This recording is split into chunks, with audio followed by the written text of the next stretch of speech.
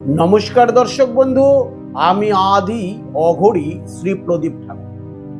আজকে মূলত যেটা নিয়ে আমরা আলোচনা করব, পরস্ত্রী বশীকরণের মন্ত্র।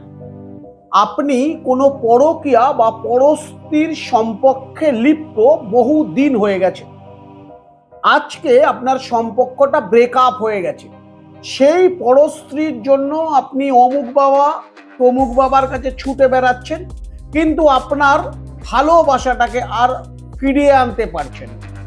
তাই দর্শক বন্ধু, আমি যে ক্রিয়াটি আপনাদের দেখাচ্ছি, খুবই অল্প পয়সার মধ্যে বাড়িতে বসে নিজের ক্রিয়াটি যদি করতে পারেন, সেই পরস্ত্রী অর্থাৎ যেই প্রেমের মধ্যে আপনি ছিলেন, পরস্ত্রীকে আবার আপনার জীবনে ফিরিয়ে আনতে পারবেন। সেটি পরস্ত্রী হোক, সেটি বৌদি হোক, অর্থাৎ বিবাহ বহির্ভূত সম্পর্ক যার সঙ্গে আপনার ছিল, তাকে আপনি ফিরিয়ে আনতে পারবেন।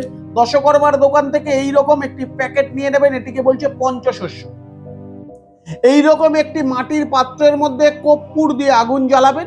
যে মন্ত্রটি আমি বলছি, সেই মন্ত্রটি বলে এই ধাতব মাটির পাত্রটির মধ্যে আপনাকে এই আগুনটির মধ্যে এই পঞ্চশস্যগুলো অল্প অল্প করে নিয়ে ফেলতে হবে।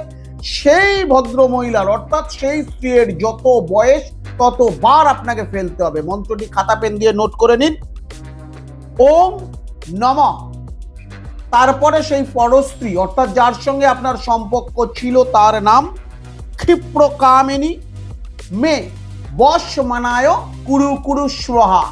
যদি এই মন্ত্রটি বলে আপনি এই পঞ্চশস্যটিকে এই মাটির পাত্রে জ্বালিয়ে দিতে পারেন, এবং এই যে ছাই অর্থাৎ যে রাখটা বেরোবে, যে ছাইতে বেরোবে, সেটিকে ঘি দিয়ে গুলে আপনার কপালে অথবা ব্রহ্ম তালুতে ধারণ করে তার কাছে যাবেন বা তার পাশ থেকে যাবেন, দেখবেন আগের থেকেও ভালো সম্পর্কটি তৈরি হয়েছে।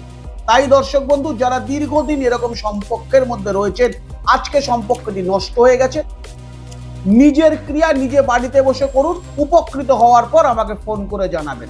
সুস্থ থাকুন, ভালো থাকুন।